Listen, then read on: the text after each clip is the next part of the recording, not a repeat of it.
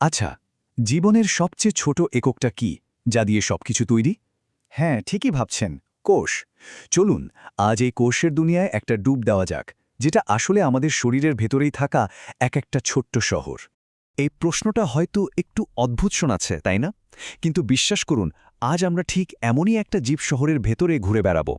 আর মজার ব্যাপার হলো, এই শহরটা কিন্তু আমাদের নিজেদের শরীরের মধ্যেই আছে। একদম দারুণ গোছানো একটা শহর। তো চলুন আমাদের এই সফরের একদম শুরুতে জেনে নিই, এই যে বলছি ক্ষুদ্রতম জীবন্ত শহর, এটা আসলে কি জিনিস? এক কথায় বলতে গেলে কোষ হল জীবনের সবচেয়ে ছোট একক, কিন্তু এর ক্ষমতা কিন্তু কম নয়। ভাবুন তো, জীবনের জন্য যা যা দরকার, যেমন ধরুন খাবার দাবার নেওয়া, সেটা থেকে শক্তি তৈরি করা, বা ধরুন নতুন কিছু বানানো, এই সব জরুরি কাজ কিন্তু একটা কোষ একাই করতে পারে। মানে একাই একটা জীবন চালিয়ে নেওয়ার ক্ষমতা রাখে। এই কথাটা মাথায় গেঁথে নিলে কোষের ব্যাপারটা একদম জলের মতো পরিষ্কার হয়ে যাবে। কি? কোষ হলো সবচেয়ে ছোট একটি সম্পূর্ণ জীবন্ত যন্ত্র। মানে এটা একটা স্বয়ংসম্পূর্ণ জীবন্ত মেশিন ছাড়া আর কিছুই না। বেশ, আমরা তো জানলাম কোষ কি। এবার চলুন দেখি, এই যে কোষ শহর, এর ভেতরের গঠনটা কেমন। মানে এর মাস্টার প্ল্যানটা কি, যেটা একে এতখানি দক্ষ করে তুলেছে। দেখুন, যে কোনো শহর ঠিকঠাকভাবে চলে কারণ সেখানে এক একটা কাজের জন্য এক একটা আলাদা বিল্ডিং থাকে, তাই না? যেমন ধরুন, অফিস আলাদা, ফ্যাক্টরি আলাদা, পাওয়ার স্টেশন আলাদা। কোষও কিন্তু একদম এই নিয়মেই চলে। কোষের ভেতরেও এক একটা কাজ, যেমন শক্তি বানানো বা জিনিসপত্র তৈরি করা, এগুলো সব আলাদা আলাদা ঘরে হয়। বিজ্ঞানের ভাষায় এই ব্যাপারটাকে বলে কম্পার্টমেন্টালাইজেশন। আর এই যে কাজ ভাগ করে নেয়া, এটাই কিন্তু কোষের সুপার পাওয়া।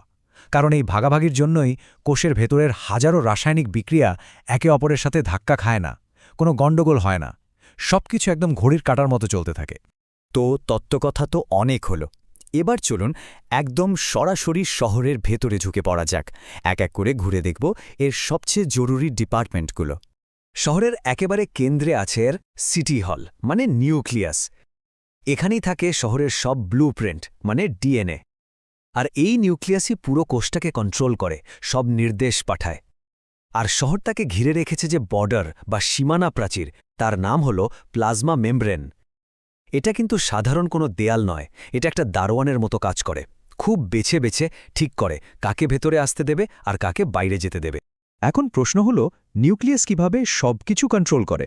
রহস্যটা হলো প্রোটিন। মানে নিউক্লিয়াস ঠিক করে দেয় কখন কোন প্রোটিনটা তৈরি করতে হবে। আর কোষের প্রায় সব কাজই তো করে এই প্রোটিনরা।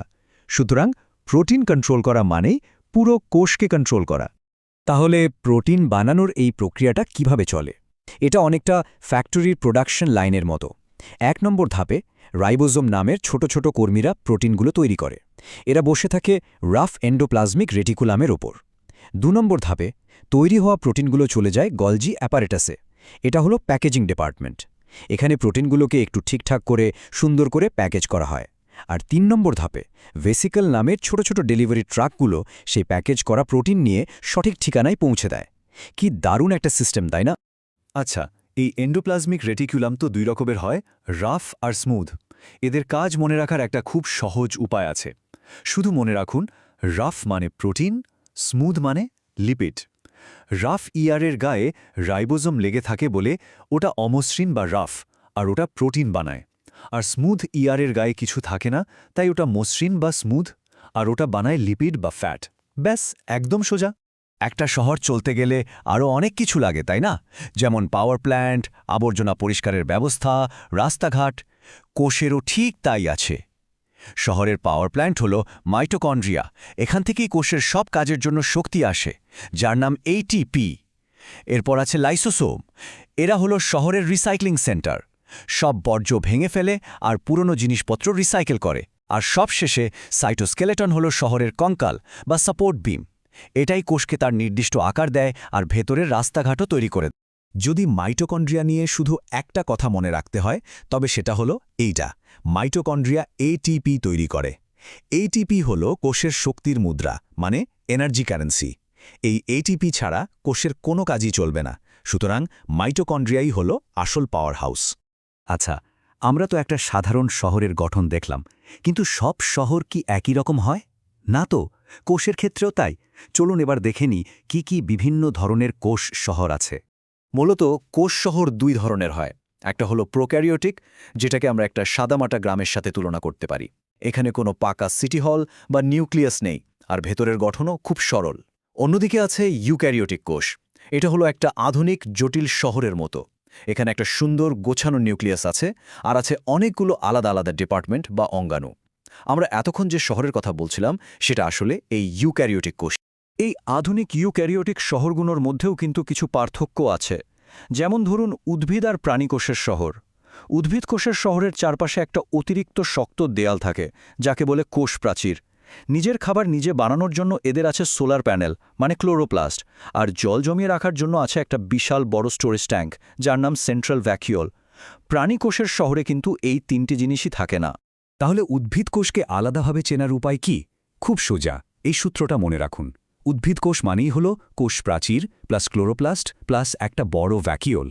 এই তিনটে জিনিস থাকলেই সেটা উদ্ভিদ কোষ। তো আমাদের এই শহর পরিক্রমা প্রায় শেষের দিকে। চলুন শেষ করার আগে একবার এক ঝলকে দেখে নিই এই পুরো শহরটা একসাথে মিলেমিশে কিভাবে কাজ করে। পুরো ব্যাপারটা একবারে মনে রাখার জন্য এই চিট শিটটা দারুণ কাজের। চলুন মিলিয়ে নিই। মেমব্রেন কি করে? ট্রাফিক কন্ট্রোল করে।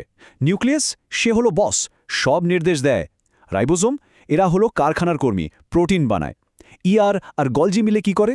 এরা হলো বিল্ড অ্যান্ড শিপ সিস্টেম, মানে জিনিস তৈরি করে আর পাঠিয়ে দেয়। মাইটোকন্ড্রিয়া, পাওয়ার হাউস, শক্তি বানায়। আর লাইজোজোম, শহরের সাফাই কর্মী, সব আবর্জনা পরিষ্কার করে। দেখুন কত সহজে পুরো ব্যাপারটা মনে রাখা যায়।